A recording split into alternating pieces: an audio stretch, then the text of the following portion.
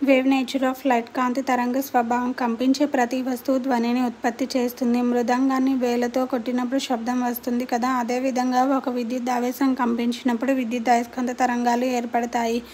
ఏదైనా విద్యుత్ ఆవేశం కంపిస్తూ ఉంటే అది తన చుట్టూ ఉండే విద్యుత్ క్షేత్రంలో మార్పు కలిగిస్తుంది. మారుతున్న ఈ క్షేత్రం అయస్కాంత క్షేత్రంలో మార్పును తెస్తుంది.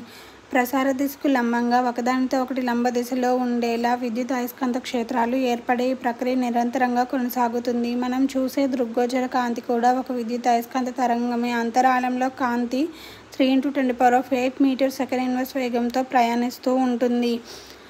ఒక తరంగంలో 2 వరుస శృంగాలు లేదా ద్రోణుల మధ్య దూరం, ఆ తరంగ దైర్ఘ్యం లాంబ్డా అని అంటాం. ఒక సెకను కాలంలో ఒక బిందువు నుండి ప్రయాణించిన తరంగాల సంఖ్యను పౌనఃపున్యం న్యూ అని అంటాం. వీటి మధ్య సంబంధం c=ν λ.